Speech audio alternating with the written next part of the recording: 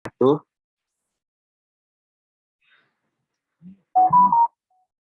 di sini kami dari kelompok 5 akan menyampaikan hasil dari diskusi kelompok kami mengenai the external audit. Sebelumnya kami akan kenalkan dari kelompok 5, yang ini ada Najira, Bagas Aif Saifullah, Alfat Muharram, Aliana Rahmatika, Dini Firmansyah, saya sendiri Firmana, dan Aisyah Rizka Yundra. Sini ada table of content yang bersih mengenai apa yang ada dalam diskusi kami, yakni menjelaskan sifat dan tujuan penilaian eksternal dalam merumuskan strategi. Selanjutnya 10 kekuatan eksternal yang mempengaruhi organisasi, modal 5 kekuatan partner, sumber informasi eksternal, alat dan teknik peramalan, faktor eksternal baru evaluasi, dan matrik profil kompetitif.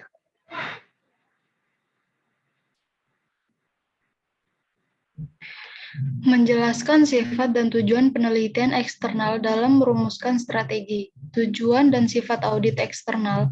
Tujuan dari audit eksternal adalah untuk mengembangkan daftar peluang yang terbatas yang dapat menguntungkan perusahaan serta ancaman yang harus dihindari.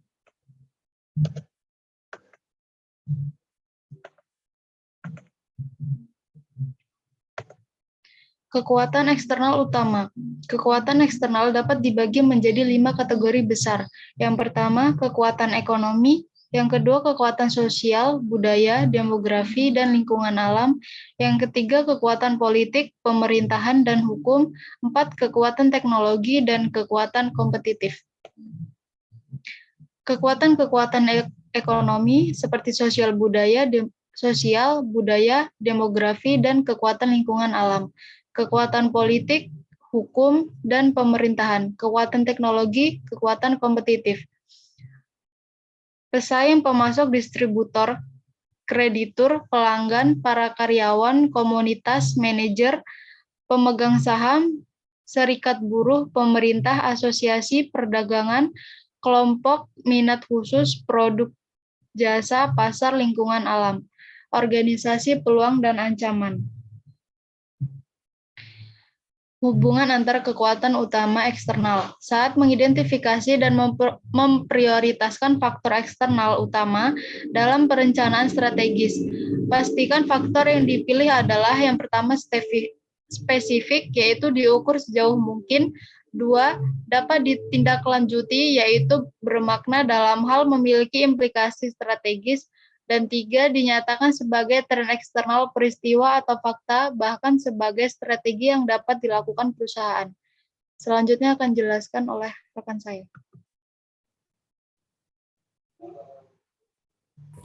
Selanjutnya ada proses melakukan audit eksternal. Proses pelaksanaan audit eksternal harus melibatkan sebanyak mungkin manajer dan karyawan. Perusahaan pertama-tama harus mengumpulkan intelijen kompetitif dan informasi tentang ekonomi, sosial, budaya, demografi, lingkungan, politik, pemerintahan, hukum, dan tren teknologi. Setelah informasi dikumpulkan, harus diasimilasi dan dievaluasi. Pertemuan atau serangkaian pertemuan manajer diperlukan untuk secara kolektif mengidentifikasi peluang dan ancaman terpenting yang dihadapi perusahaan.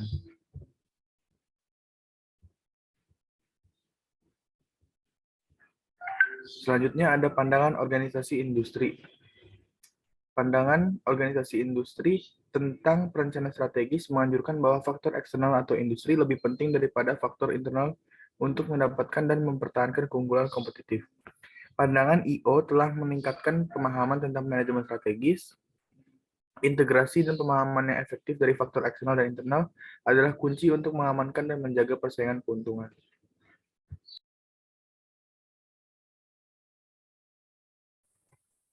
Selanjutnya 10 kekuatan eksternal yang mempengaruhi organisasi. Ada kekuatan ekonomi, kekuatan sosial budaya, demografi, dan lingkungan alam, kekuatan teknologi, kekuatan kompetitif. Ada 5 model kekuatan Porter. Persaingan di antara perusahaan yang ada semakin parah. Persaingan baru dapat memasuki industri dengan relatif mudah. Dan keduanya pemasok dan pelanggan dapat menggunakan leverage tawar-menawar yang cukup besar. Menurut Porter, seorang profesor Harvard Business School, sifat daya saing dalam industri tertentu dapat menjadi dipandang sebagai gabungan dari 5 kekuatan. Yang pertama, persaingan di antara perusahaan pesaing. Kedua, potensi masuknya pesaing baru. Tiga, potensi pengembangan produk pengganti.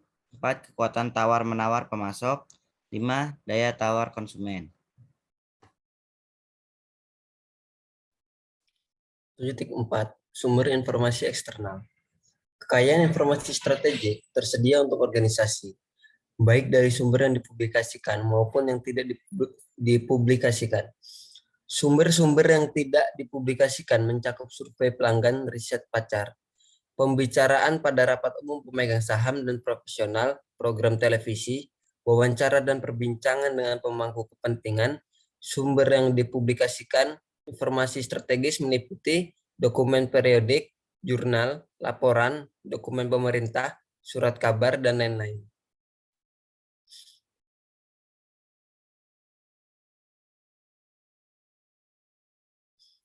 Situs web perusahaan biasanya merupakan tempat yang sangat baik untuk mulai mencari informasi tentang perusahaan, terutama di halaman web hubungan investor. Ada banyak situs web yang sangat bagus untuk mengumpulkan informasi strategis. Sumber informasi industri yang sangat baik disediakan oleh Michigan State University di http://globaleds.msu.edu/industri/ Profil industri yang disediakan di situs tersebut merupakan sumber informasi, berita acara, dan data statistik yang sangat baik untuk industri apapun. Selain kekayaan indeks, penilaian risiko, dan informasi perdagangan interaktif, beragam sumber daya global disediakan. Selanjutnya pada bagian 7.5 ininya alat dan teknik peramalan. Perakiraan adalah asumsi terdiri tentang tren dan peristiwa masa depan. Peramalan ini kompleks aktivitas karena faktor-faktor seperti inovasi teknologi, perubahan budaya, produk baru, layanan yang lebih baik, pesaing yang lebih kuat, pergeseran prioritas pemerintah, perubahan nilai-nilai sosial, kondisi ekonomi tidak stabil, dan kejadian tidak terduga. Asumsi harus dibuat berdasarkan fakta, angka, tren, dan penelitian. Sebagian besar organisasi memperkirakan atau memproyeksikan pendapatan dan keuntungan mereka sendiri setiap tahun. Organisasi terkadang memperkirakan pangsa pasar atau loyalitas pelanggan di daerah setempat. Karena peramalan sangat penting dalam manajemen strategis dan karena kemampuan untuk meramalkan. Akhirnya berlawanan dengan kemampuan untuk menggunakan ramalan. Sangat penting dipilih alat peramalan diperiksa lebih lanjut. Ada tekniknya, pertama ini membuat asumsi. Perencanaan tidak mungkin dilakukan tanpa asumsi. Rick Kanki mendefinisikan asumsi sebagai yang terbaik menyajikan perkiraan dampak faktor eksternal utama, di mana manajer memiliki sedikit kontrol apapun, tetapi yang dapat memberikan dampak signifikan pada kinerja atau kemampuan yang mencapai hasil yang diinginkan. Selanjutnya ini melakukan analisis bisnis. Analisis bisnis adalah teknik MIS yang melibatkan penggunaan perangkat lunak untuk menampung volume besar data untuk membantu eksekutif membuat keputusan. Terkadang disebut analitik prediktif, pembelajaran mesin, atau penambangan data. Perangkat ini memungkinkan peneliti untuk menilai dan menggunakan pengalaman agregat organisasi yang merupakan aset strategis yang tak ternilai bagi perusahaan.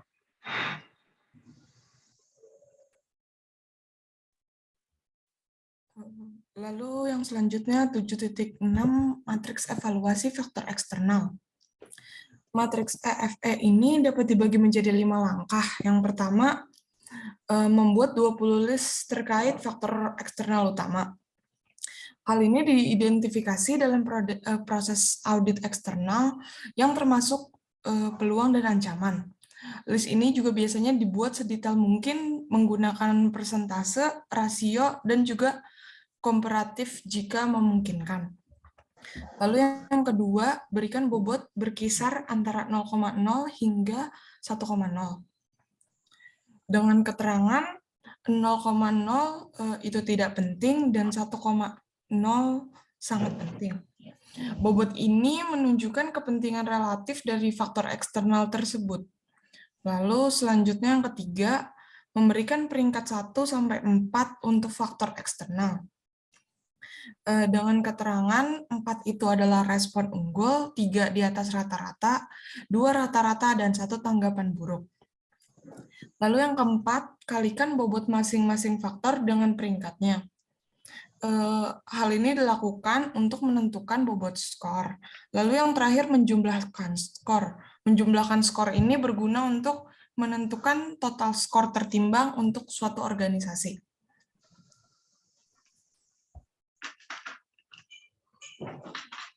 Lalu 7.7 yaitu matriks profil kompetitif. Pada matriks profil kompetitif ini berguna untuk mengidentifikasi pesaing utama perusahaan dan kekuatan maupun kelemahan khususnya dalam kaitannya dengan posisi strategis perusahaan. Selain faktor penentu keberhasilan yang tercantum dalam sampel CPM, faktor yang sering disertakan dalam analisis ini meliputi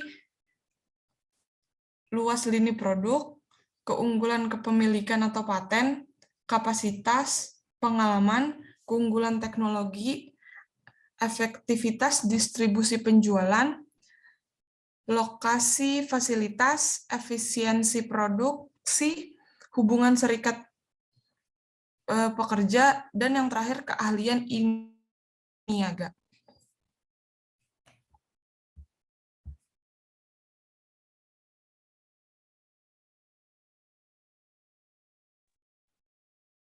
Selanjutnya ada case matrix EFE Nestle.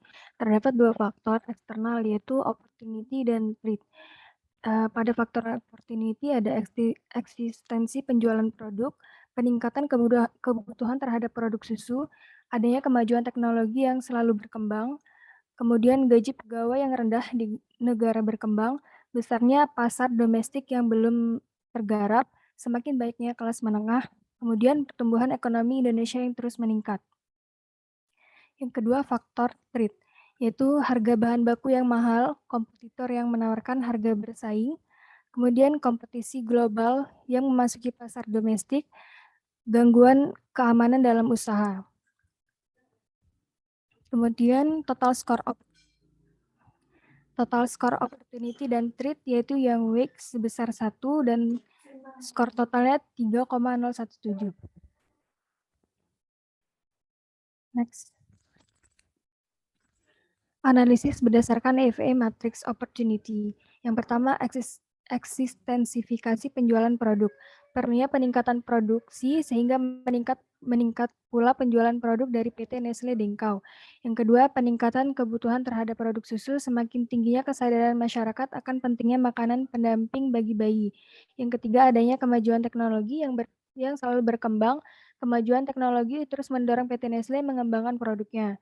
Yang keempat, gaji pegawai yang rendah di negara berkembang, kesempatan yang bisa didapat untuk meningkatkan profit perusahaan dengan membangun pabrik di negara berkembang atas dasar gaji pegawai yang relatif kecil. Yang kelima, besarnya pasar domestik yang belum tergarap, perusahaan harus jeli melihat pasar dengan memberi perhatian khusus.